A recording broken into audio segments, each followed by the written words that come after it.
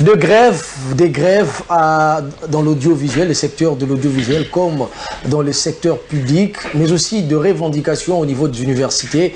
Madame, Monsieur, bonsoir et bienvenue dans ce magazine Web Presse. Nous parlerons de ce mouvement de grève, ça et là, mais cette fois-ci aussi au niveau de la corporation. Nous parlerons aussi de ce qui s'est passé à l'UPN, le comité qui vient d'être suspendu. Que s'est-il exactement passé à l'Université pédagogique nationale? On va en revenir, on va en parler ici avec le confrère sur ce plateau. Madame, Messieurs, je reçois pour vous Patrick Lokala, qui n'est plus à présenter. Il est de l'alternance.cd. Bonsoir et bienvenue. Bonsoir de Jésus, bonsoir à tout le monde qui nous suit à partir de leur maison. Merci beaucoup Patrick Lokala, mais aussi sur ce plateau, Diana Dikoupa, après une longue absence, elle revient parmi nous, il fait son retour sur ce plateau. Diana Dikoupa, bonsoir et bienvenue. Merveilleux. Merci, merci pour l'invitation. Très bien. Alors, comment allez-vous la santé 2019? Oui, 2009, ça va. Ça commence sur le bon auspice. Lorsque, par exemple, venant des KCC, je vois ce qui est fait. Je constate qu'à partir du mois de mai, le service national pourra inonder d'abord les villes environnantes, Mbujimaï, Lubumbashi, Kamina et même Kinshasa. Avec les maïs, je pense que l'année ne peut pas bien commencer que celle-là. Et ça, c'est un service qui a été fait sans préparation. Mais maintenant, on va préparer la saison 2019 avec tous les moyens possibles. On atteindra plusieurs milliers d'hectares et on pourra gagner la faim. Alors vous parlez du service national, initié d'ailleurs par M. Laurent Désiré Kabila, feu M. Laurent Désiré Kabila. Aujourd'hui, on en parle encore, les récoltes, après pratiquement une quinzaine d'années. Oui, tout à fait. C'est comme les travailleurs eux-mêmes que nous avons rencontrés sur place, qui ont repris de la vigueur au travail, de la motivation au travail, comment ils prennent en charge leur camp, surveiller le maïs. Très bien. Tous militaires, les hommes de paramilitaires. Très bien. Mais qu'est-ce qui justifie ce dynamique, cette nouvelle dynamique? Vous voyez, la léthargie, vous savez, après la mort de Mzé, il y a eu la guerre. On ne pouvait plus rassembler les jeunes comme on les avait rassemblés. Parce qu'à l'époque de Mzé, on prenait les jeunes de 11 provinces, à tel point que chacun, à la fin de sa formation, non seulement il apprenait comment faire son champ, comment mettre les engrais, tout ça, il y en a qui faisaient d'autres travaux, mais il apprenait les 4 langues nationales. Quand il rentrerait, celui qui est venu par exemple de Mbujimaï, quand il va rentrer, il peut parler Kikongo, il peut parler Swahili, il peut parler Tchoulouba. Donc c'était ce qu'il avait voulu brasser la jeunesse, parce qu'en fait l'avenir du pays, combattre les tribalismes et tout ça, c'est aussi ça, brasser au niveau de la jeunesse. Nous arrivons avec 1+4 lorsque on met fin à la guerre. J'étais à l'époque conseiller de patriarche Hérodia. Et je pense que Joseph Kabila, à ce moment, avait pensé qu'on peut verser le service national du côté de la vice-présidence à la reconstruction. Parce que c'était des bâtisseurs pour reconstruire, mais ils sont arrivés là-bas, il y avait problème. Il y avait même des ententes entre d'autres vice-présidents qui refusaient. Donc l'agriculture n'était plus une priorité de priorité. Oui, pour eux, c'était les gens qui travaillaient, parce que ce sont des paramilitaires, c'est une milice. On a même accusé à l'Union européenne que c'était une milice. Et ça a été difficile. Et bon, on y a quand même mis des gens qui, disons, ils ont travaillé, mais il y a eu beaucoup d'abus. Mais pour le moment, le chef de l'État est tombé sur un militaire, c'est vrai, mais quelqu'un qui s'y connaît à l'agriculture. Je viens de faire deux semaines et demie avec lui. J'ai vu comment lui-même sur le terrain, il manie les machines, il calcule les engrais, tout ça. Donc c'est quelqu'un de terrain. Qui est on en parle aujourd'hui. Merci beaucoup Diana. Je voudrais juste ajouter quelques éléments. Vous voyez, l'agriculture est pour moi la voie royale qui peut résoudre le problème du social. Parce qu'on ne peut pas penser développer un pays lorsqu'on fait encore recours à l'agriculture artisanale.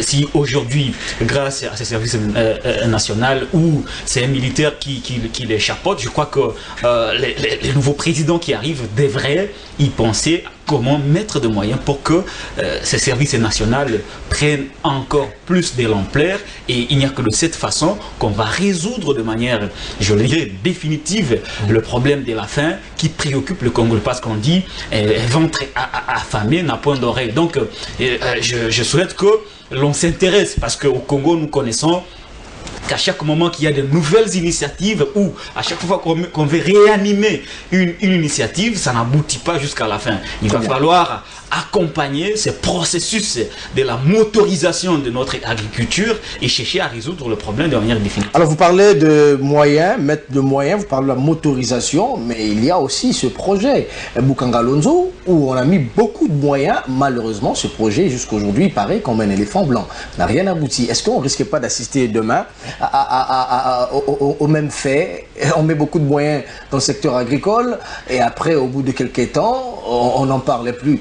Oui, lorsque vous mettez un projet, n'importe lequel, que ce soit au niveau économique, Boukangalonzo par exemple, ou au niveau de l'agriculture, comme vous citez Boukangalonzo, il faut procéder à la mise en place de ce projet. Et après avoir effectué la mise en place, il faut maintenant chercher à accompagner ce qu'on appelle les suivis et la rigueur. Mais lorsque vous mettez seulement de moyens, vous mettez de moyens financiers, matériels, mais que vous choisissez de mauvaises personnes pour conduire le projet, je ne vois pas comment ce projet-là pourrait aboutir. Mais si vous faites d'abord un choix responsable des personnes qui comprennent la réalité du projet, qui comprennent la nécessité et l'impact que ce projet peut avoir dans la société, je crois qu'avec des patriotes, on peut mettre en place le projet, faire le suivi, et lorsqu'on fait le suivi, dans la durée, je crois que le projet va être pérennisé et cela profitera à tous les Congolais. Donc, nous déplorons aujourd'hui le fait que Boukangalonzo, tel qu'on nous l'a vanté, n'a pas résolu le problème. Avec près de 240 millions de dollars investis. C'est ça, un éléphant blanc. Aujourd'hui,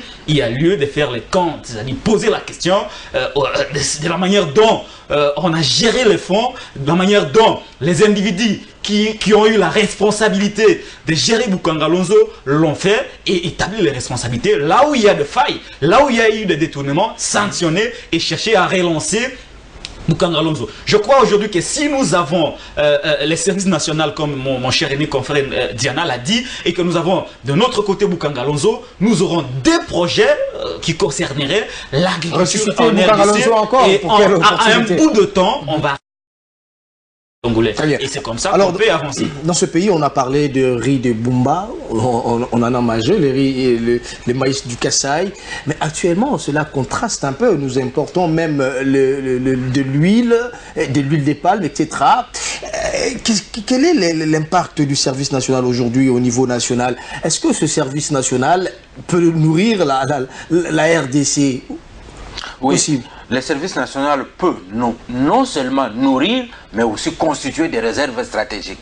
Dans un pays, vous pourrez avoir la guerre qui vous prend 3 ans, 4 ans, et vous avez des réserves à nourriture à distribuer dans tout le pays. C'est ça aussi l'objectif du service national. Excusez-moi de dire un mot sur Boukangalonzo.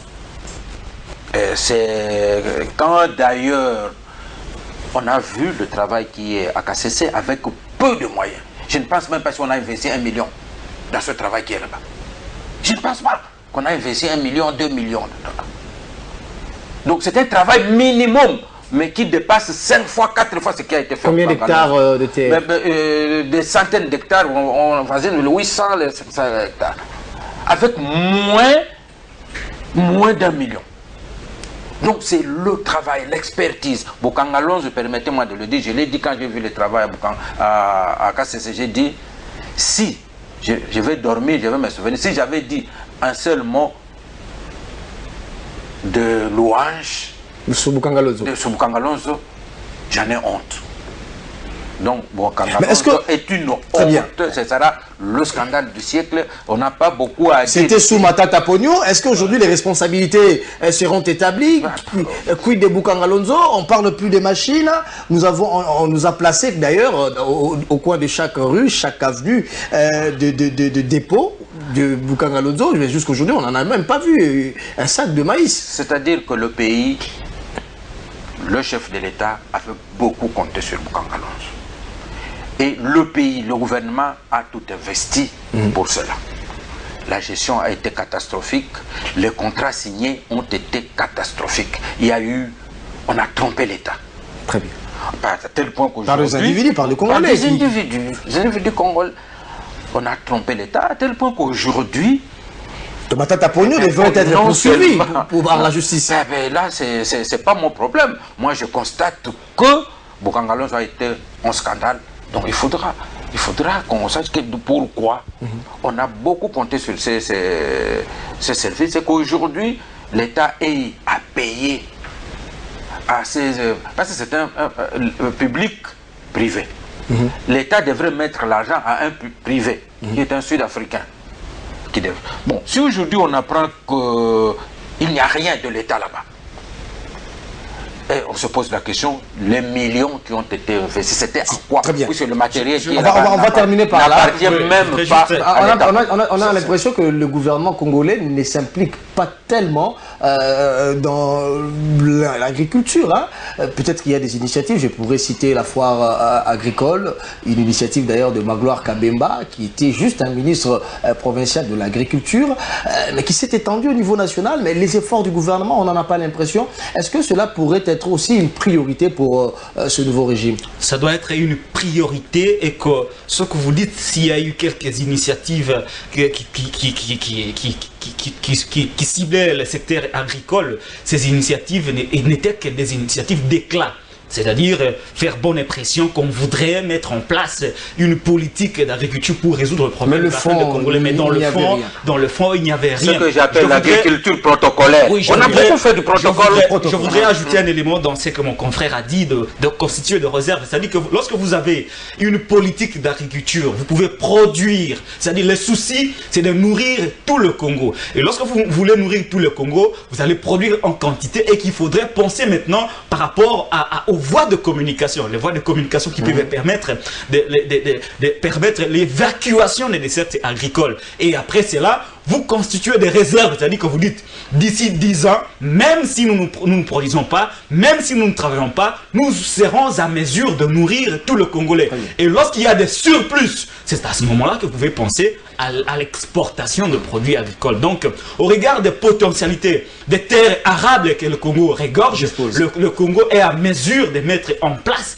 une politique qui concernerait les secteurs agricoles, et c'est cela où nous profitons de cette occasion pour interpeller le nouveau dirigeant qui vont certainement conduire les affaires publiques en RDC, de penser à mettre en place une politique qui concerne l'agriculture dans notre pays pour résoudre non seulement le problème du Congo, mais aussi le problème de l'Afrique. Parce que résoudre le problème du Congo sans penser au problème de l'Afrique, cela va créer une sorte de déconnexion entre le Congo, qui est un levier du développement de l'Afrique, et l'Afrique. Donc, à côté de cela, on parle aujourd'hui de la résurrection.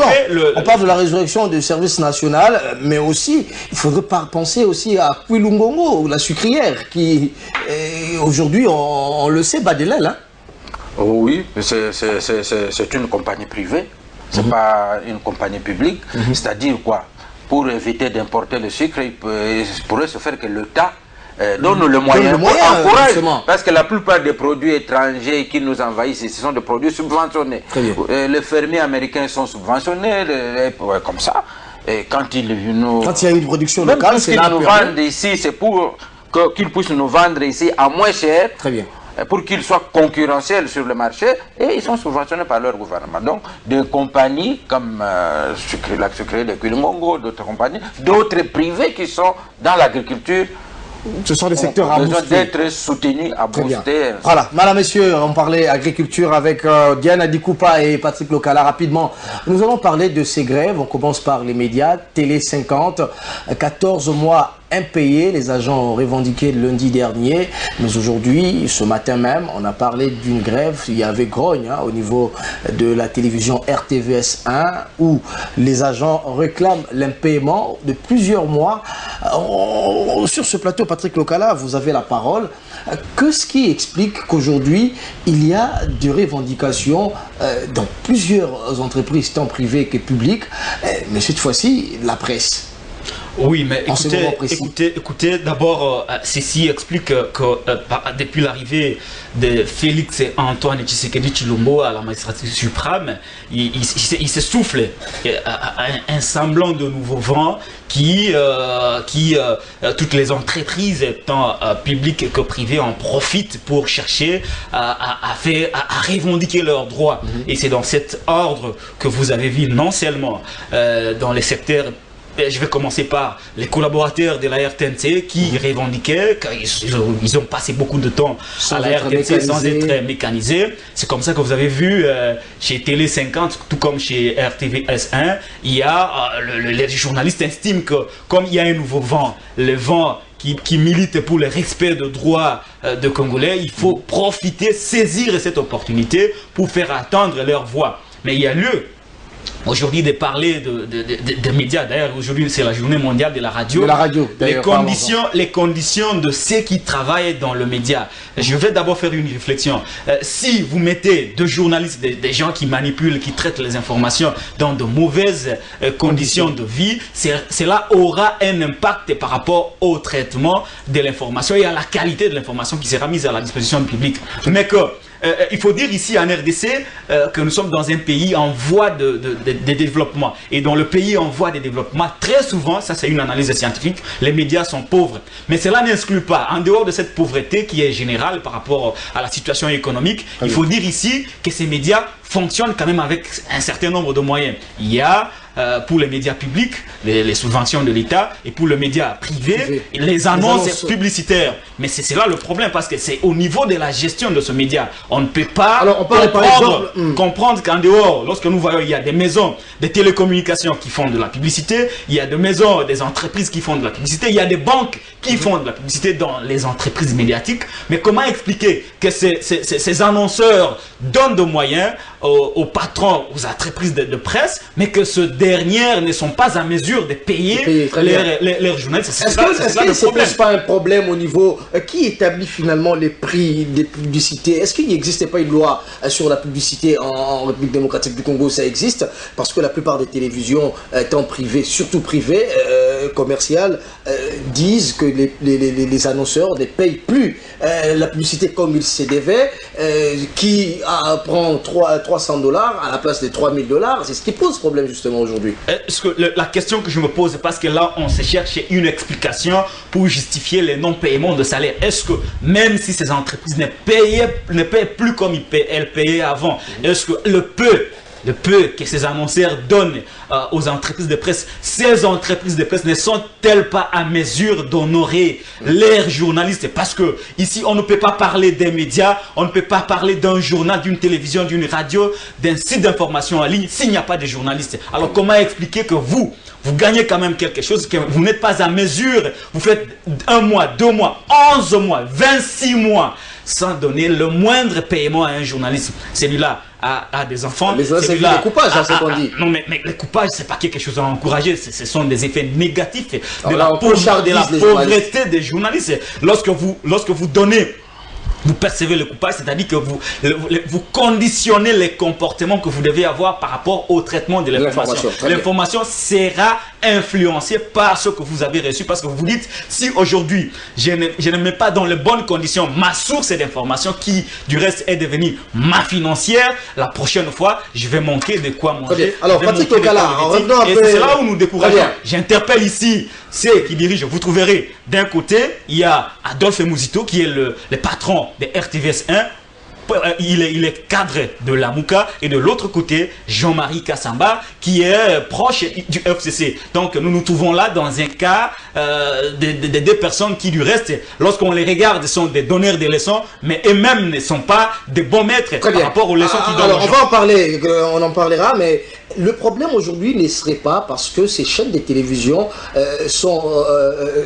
appartiennent aux dignitaires, on l'a vu, vous avez cité ici Adolphe Mouzito, qui était un ancien Premier ministre. Lorsqu'il n'a plus de moyens, c'est tout à fait logique. Aujourd'hui, on assiste à des impaiements. Et je prends l'exemple de Télé 50. Télé 50, qui est une télévision du régime Kabila, tenue par Jean-Marie Kassamba. C'est une télévision des propagandes. Lorsque Kabila n'est pas aux affaires, on a les mouvements des grèves. Cela pourrait être pareil à Kin 24. Une fois que Kimbuta ne sera plus gouverneur, on assistera à des grèves. On a connu des chaînes de télévision qui appartenaient à des dignitaires aujourd'hui et qui n'arrivent plus à payer les agents par le simple fait qu'ils ne sont plus aux affaires. Est-ce que le problème aussi ne découlerait pas de ça, du fait que les télévisions appartiennent à des politiques? Non, le problème n'est pas au niveau que les télévisions appartiennent à des personnalités publiques. Vous trouverez, vous allez aux États-Unis, vous trouverez des gens qui ont des télés, vous trouvez des gens qui ont des télés, mais le problème c'est au niveau de la gestion des ressources financières mises à la disposition de ces télévisions. C'est cela le problème. Lorsque vous gérez mal, que Kabila soit là ou pas, il y aura de grèves. Et vous ne direz pas aujourd'hui, Kabila n'a pas fait des mois après qu'il ait quitté son pouvoir. Vous remarquez, je ne voudrais pas ici m'intéresser à la vie privée de Jean-Marie Kassamba, mais le patron de télévision, je suis en face d'un patron des médias, sont des gens qui vivent bien. Ils roulent le carrosse de plus de 80 000 $. Ils ont des maisons, des villas. Mais d'où est-ce qu'ils gagnent cet argent? C'est-à-dire qu'ils gagnent cet argent à partir de leur chaîne de télévision. Et comment vous gagnez beaucoup d'argent? Vous payez des maisons, des véhicules, mais vous n'êtes pas en mesure de payer les journalistes qui font les travaux pour lesquels vous payez. Alors à ce niveau, est-ce qu'on doit tout simplement nous dire, nous en tant que journalistes, on doit tout simplement nous dire c'est un problème qui concerne une entreprise personnelle, ou cela doit nous amener à réfléchir sur les textes qui nous régissent et les modalités des paiements justement des journalistes? Comment ça se fait sur le plan légal? Oui, vous savez que c'est un problème très très sérieux. On doit en parler avec beaucoup de sérieux aussi. Je dis ceci. Il y a un moment, on disait que les journalistes, s'ils apprennent, il y a 2 mois, à Marsavoko, ou telle entreprise privée, on n'a pas payé les journalistes sont là. Ils en parlent. Mais ils ne parlent pas d'eux-mêmes. Peut-être pour respecter la déontologie qui dit que on n'utilise pas son micro ou sa plume pour se rendre justice. Très bien. Bon, comme il n'y a pas d'autres personnes pour parler de journalistes, que maintenant des mouvements de grève éclatent dans la presse audiovisuelle, maintenant, peut-être va atteindre le secteur de la presse écrite aussi, mais il y a une situation, une vraie situation. Je vais donner un exemple concret. J'étais au groupe L'Avenir. Le problème des salaires, c'est un problème essentiel.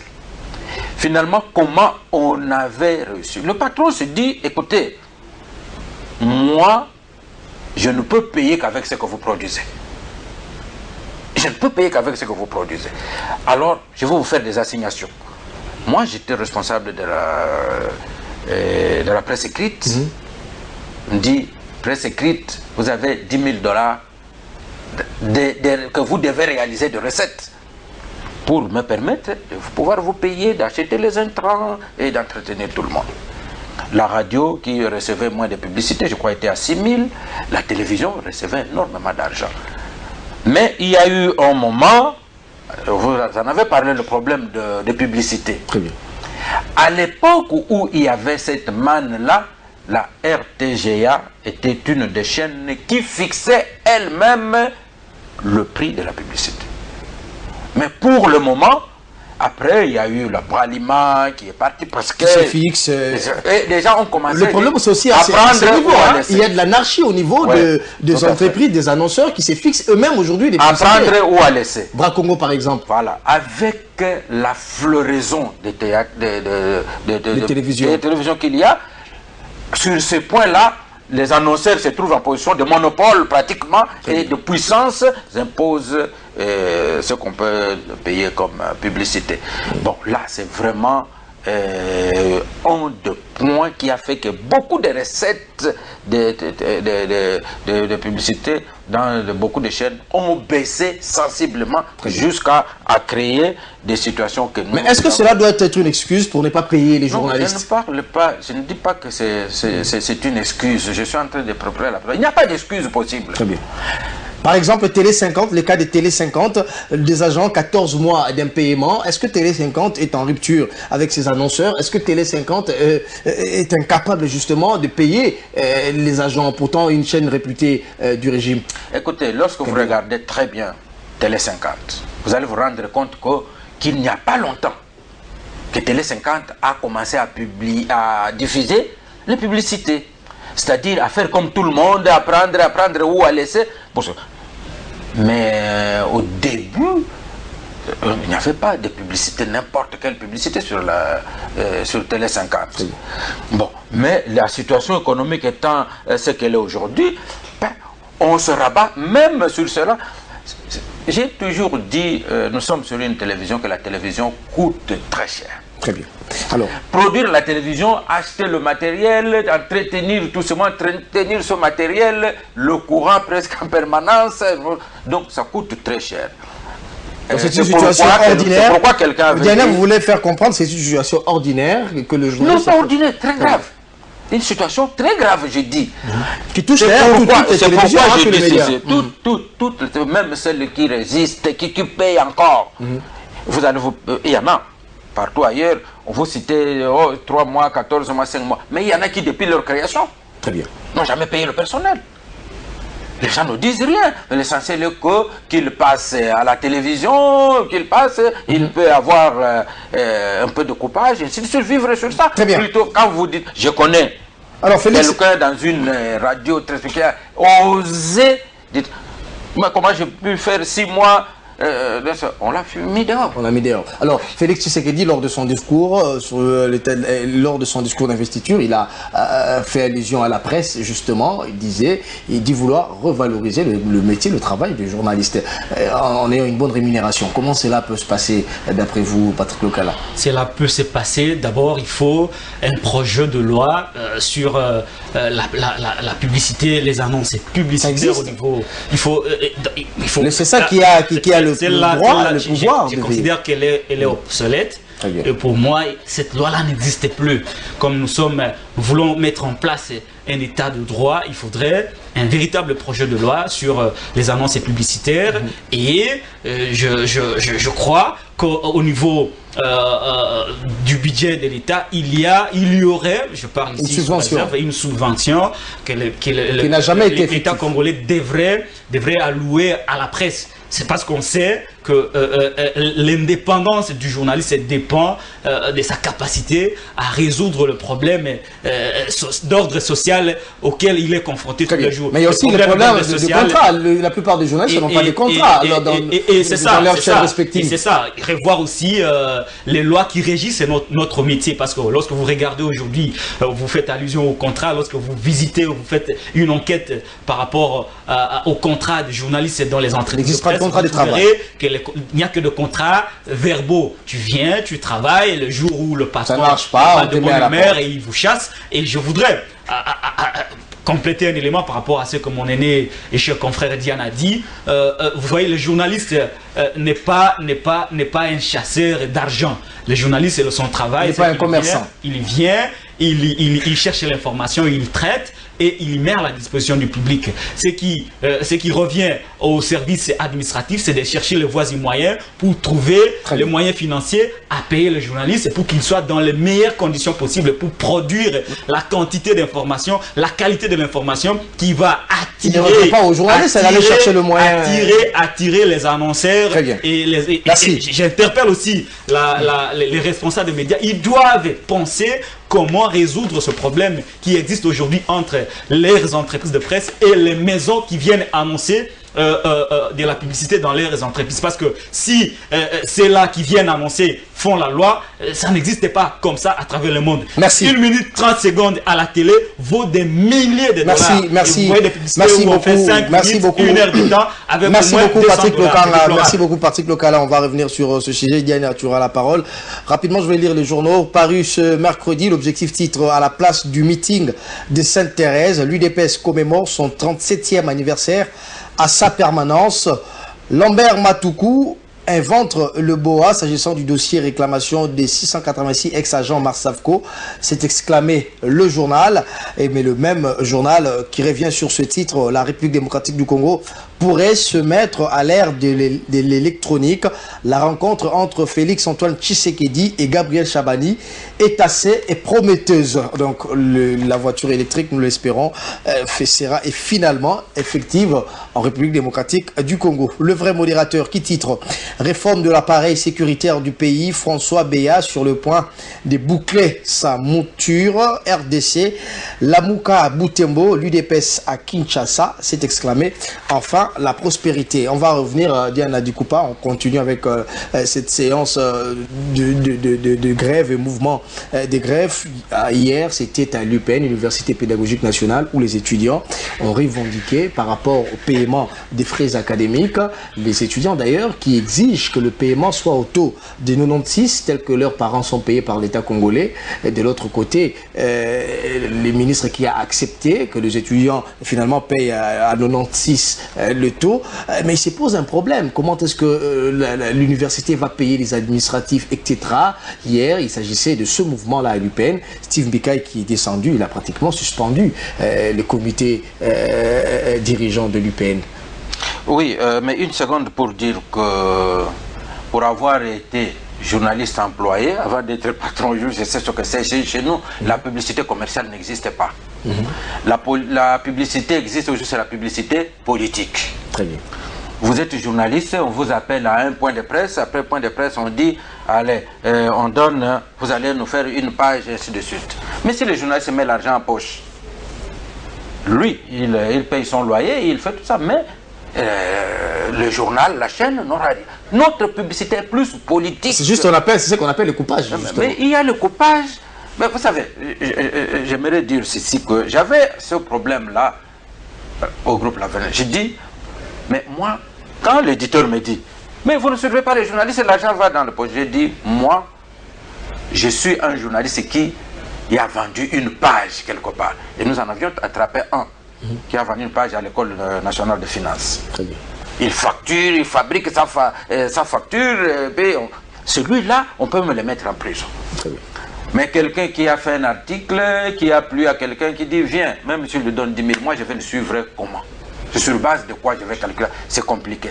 Mais nous devons aussi savoir que les journalistes, dans la façon de faire, d'augmenter l'audimat de sa chaîne, de son journal, il peut attirer aussi les publicités. Parlons de ce qui s'est passé à l'UPN avant de prendre le dernier thème. Il y a eu un mouvement de grève hier à l'UPN. Steve Mbika a suspendu le comité dirigeant. Oui, je voulais en arriver là. J'ai dit ceci.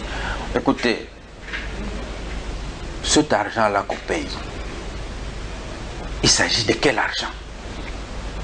Des minervales, des contributions des parents, tout ça. Ce qu'il faut d'abord à l'université, c'est cela.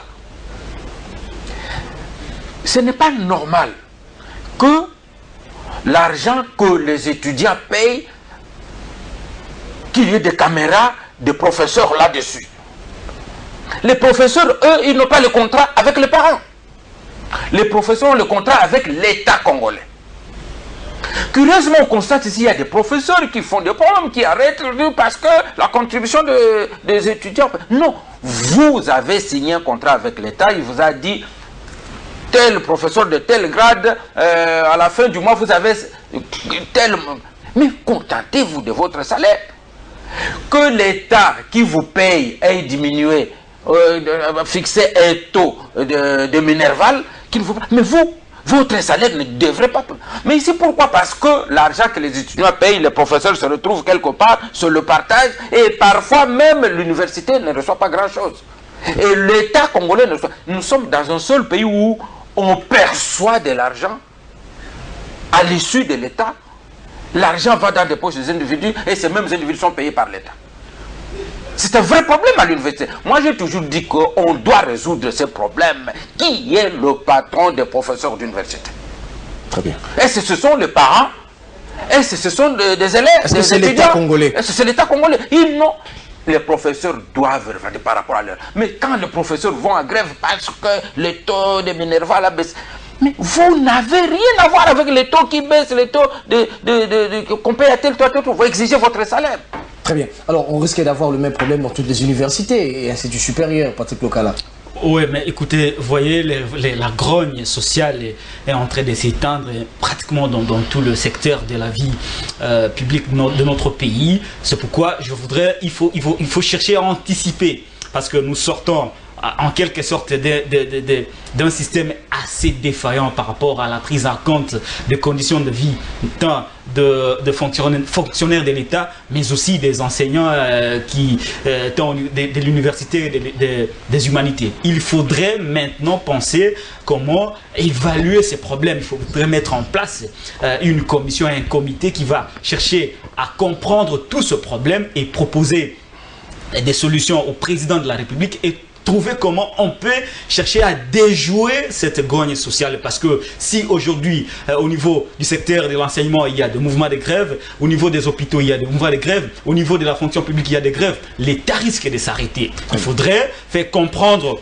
à nos fonctionnaires de l'État, aux enseignants, aux médecins, qu'il y a un nouveau vent qui arrive et qu'il va falloir donner du temps au régime qui arrive en cherchant à lui faire parvenir, en dépit des informations que ce régime nouveau peut avoir, lui faire parvenir des informations qui lui permettront de poser les problèmes et de chercher les vraies solutions. Mais il ne paraît pas bon aujourd'hui de soulever des grèves partout parce qu'on va mettre en difficulté, vouloir chercher des solutions immédiatement par rapport aux promesses qui nous ont été faites par le régime en place. On va mettre ces régimes en difficulté et il n'aura pas le temps de chercher à résoudre véritablement le problème. Mais au niveau de l'enseignement supérieur et universitaire, il faut dire ici qu'il y a d'abord la mégestion. Il y a des primes que l'université devrait en principe payer aux enseignants, aux fonctionnaires de l'université. Certains comités de gestion s'illustrent dans l'anarchie, dans la gabegie, dans les détournements de ces fonds. Alors d'où leur suspension, carrément. C'est comme ça que vous voyez, il y a des revendications. D'où il va falloir mener une enquête pour nettoyer ce secteur. Quand il sera nettoyé, on sera à mesure de, ne serait-ce qu'atténuer la gravité des faits au niveau des revendications. On l'a vu à l'IEC. À l'IEC, le comité a été suspendu, puis réhabilité, en dépit des efforts du ministre Bikaï. Oui, mais il y a eu des ramifications, des tirets des ficelles politiques. Le dossier a été beaucoup plus politisé qu'être un dossier administratif. On risque de vivre le même cas à l'UPN, hein? Bon, écoutez, lorsque la mesure, quand on suspend, c'est une sorte de mesure conservatoire. Ce n'est pas une revendication. Si, après avoir suspendu quelqu'un, vous vérifiez que les faits qui lui sont allégués sont faux, je ne vois pas comment on peut refuser de réhabiliter cet homme-là qui a été suspendu. Mais ici, il faut dire avec fermeté qu'il y a beaucoup de détournements, beaucoup d'anarchie, parce que ce recteur d'université, ce comité d'université se croit en roi télé et ils se permettent de détourner la prime des enseignants, et c'est ce qui fait aujourd'hui que notre enseignement est en train de perdre de la valeur. 9 mois, et vous allez voir, partout ailleurs, si on fait une enquête, il y aura 10 mois, il y aura 15 mois, et cela risque de bloquer le système éducatif, et cela causerait du retard par rapport à l'exécution du calendrier académique. Et lorsque vous ne respectez pas les calendriers, cela aura de l'impact sur la qualité de l'enseignement. Parce que lorsque vous avez 100 jours pour enseigner et que vous avez... Merci bien, Patrick Lokala. Merci beaucoup. Madame, messieurs, on va prendre le dernier virage de ce magazine. On parle quand même de l'élection de gouverneur dans la ville-province de Kinshasa. Plusieurs candidats en lice, Magloire Kabemba, Deoka Songo, mais aussi Jantini Ingobila, l'actuel gouverneur de Maïndombe. On nous parle aussi du tandem Jekoko Mulumba et Laurent Batumona. Ils sont nombreux, avec une dame d'ailleurs, qui Mbouta ne se représente pas. Diana Dikoupa, vous avez la parole. La ville de Kinshasa aujourd'hui, on parle des élections, mais ce qui saute aux yeux, c'est que il y a des Congolais qui décrient une corruption à ciel ouvert. Les députés provinciaux, rappelons-les que ces élections sont à suffrage indirect, les députés provinciaux qui doivent élire le gouverneur, mais déjà on parle de 25 000, 30 000 dollars qui circulent dans la tête de chaque député. Est-ce que vous êtes au courant de ces faits? Écoutez, d'abord, je ne voudrais pas dire que j'encourage le système, mais je suis étonné que les gens pensent que c'est un nouveau problème. Les gens créent... C'est une corruption. Mais on doit s'étonner de la corruption. Je veux en dire. Moi, ce qui m'étonne surtout, qu'il y ait quelqu'un qui passe dans les médias pour dire que je ne veux pas qu'un tel soit gouverneur. Finalement, nous sommes dans quel état? Où nous sommes dans une démocratie. C'est qui est arrivé par exemple à Lusambo, où il y a mort. Donc parce qu'un groupe de gens estiment que nous ne voulons pas que tel présente tel. On ne veut pas de Lambert Mende. Mais de quel droit? Il n'y a que l'électeur qui va aller dans l'urne dire que je ne vote pas pour un tel, pour un tel. Si vous voulez tel, oui, mais l'action de celui-là va avoir des répercussions. Mais non, ce n'est pas en faisant tuer les gens. Très bien. Ceux qui veulent que les députés provinciaux votent pour eux, ils font quoi? Ils les abordent. Alors très bien. Mais s'ils payent de l'argent, mais ils les abordent. Mais vous mettez encouragez cette pratique? Vous dites, je n'encourage pas la pratique, je dis ceci, je dénonce que quelqu'un dise je ne veux pas qu'un tel soit candidat. Très bien. Ça, nous sommes dans quel pays? J'ai suivi aussi quelqu'un qui dit aux députés, d'abord, personne ne vous dira pendant les élections, pour qu'on élise les députés provinciaux et les députés. Qu'est-ce qu'on appelle la campagne chez nous? Il faut donner quelque chose. Quelque part, il a donné 10 000, 10 000, 10 000. Il y a quelque part, il a donné un sac de riz. Il y a quelque part, les mamans qui vendent le pain leur achetaient des bassins et tout ça.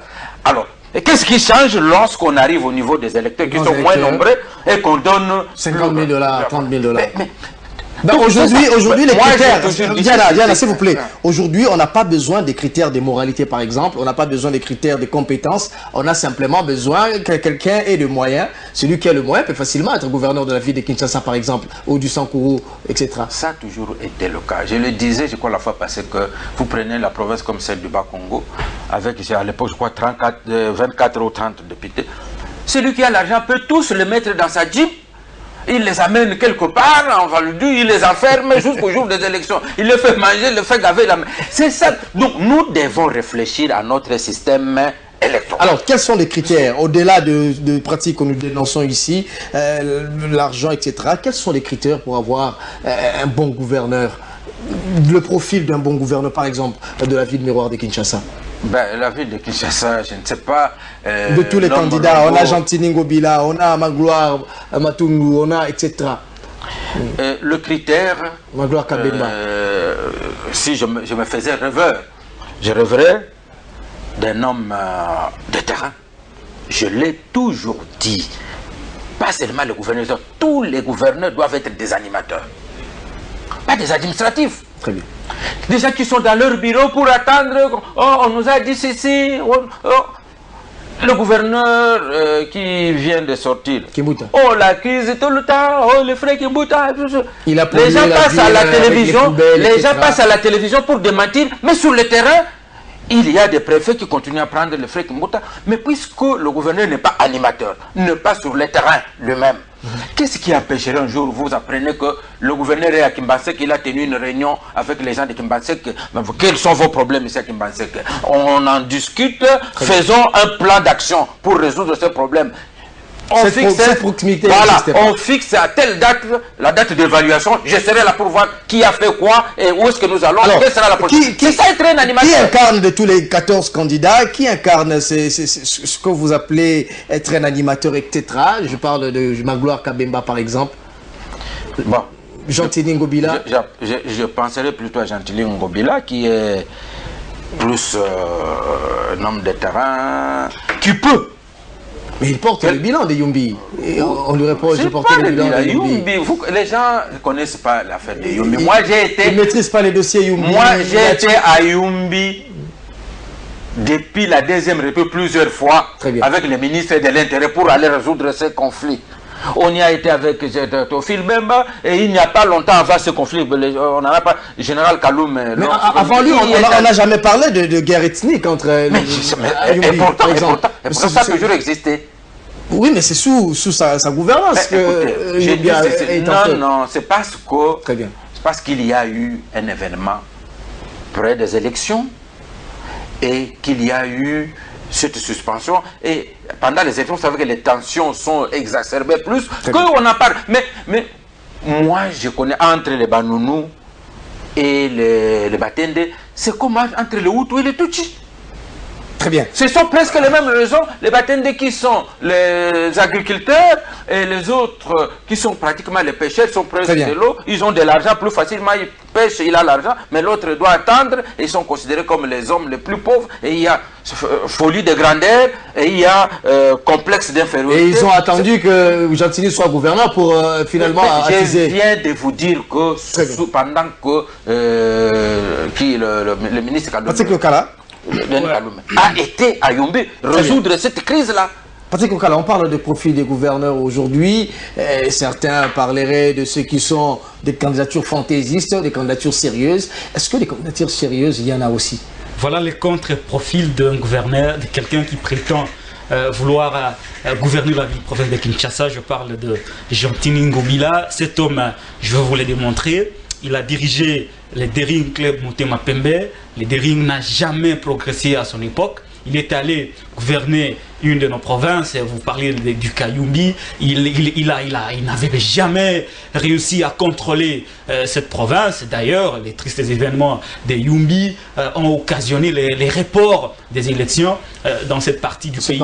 Et c'est à cause de Gentini Ngobila. Je ne vois pas comment un homme qui a échoué à gérer une équipe de football, un homme qui a échoué à gérer une province peut prétendre gérer une autre. Voilà, je ne trouve pas un profil assez honorable pour les Kinois, parce que ici, prendre Gentini Ngobila, ça sera comme reconduire André Kimbuta Yango. Ce sont les deux profils qui sont pour moi bonnet blanc et blanc bonnet. Alors il s'est dit que le gouverneur doit être nécessairement issu du Bandundu. Par contre, pour moi, le gouverneur de la ville de Kinshasa doit être un homme qui a d'abord une valeur intellectuelle sûre, un homme qui a de l'expérience. Et à mon humble avis, j'estime que ici, Magloire Kabemba incarne ce profil, parce que c'est d'abord un élu de la ville de province de Kinshasa.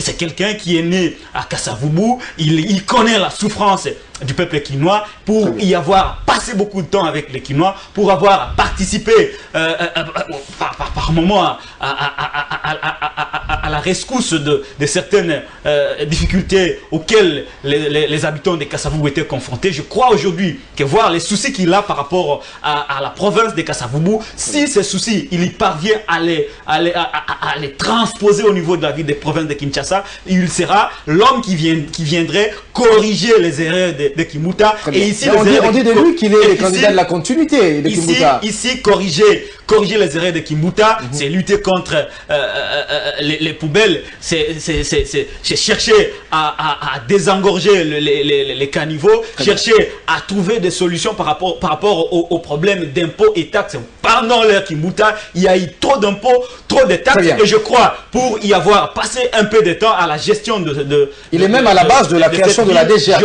Je crois que comme quelqu'un qui est d'abord un innovateur, il est à mesure de venir poser un diagnostic solide pour trouver la solution aux problèmes auxquels les Kinois sont confrontés aujourd'hui. Parce qu'on a l'impression, pendant les règnes de Kimbuta, la ville n'était pas gérée. Et Magloire Kabemba, si jamais il est élu, il comprend ce problème. On aura une ville qui sera gérée par un homme qui a d'abord une valeur intellectuelle sûre et qui connaît la ville, qui est à mesure d'apporter des solutions efficaces par rapport aux problèmes auxquels les Kinois sont confrontés. Merci beaucoup, Patrick Okala. Si avoir bien géré une équipe de football peut faire de quelqu'un un bon gouverneur, Kimbuta devrait être le meilleur gouverneur. Vous savez, il a géré 20 clubs. Il a donné tous les titres avec club. Très bien, on reviendra. Il a donné tous les titres avec club. Merci. Madame, monsieur, cette émission est terminée. On reviendra très prochainement pour aborder les questions qui concernent l'élection des gouverneurs, pas seulement de Kinshasa, mais aussi du Sankuru et d'autres provinces en République démocratique du Congo. Je recevais pour vous Diana Dikoupa, responsable du journal La Colombe, Le Point Gauche. En tout cas, merci d'avoir été parmi nous. Bon retour sur ce plateau de Web Presse. Merci également à Patrick Okala qui se démarque, qui impressionne chaque jour à part ses analyses dans cette émission Web Presse. On se retrouve demain, jeudi, pour la rediffusion. Vous pouvez nous suivre sur www.congowebtv.cd et on se retrouve la semaine prochaine, mercredi prochain donc, avec le même plaisir. Merci à Frédéric.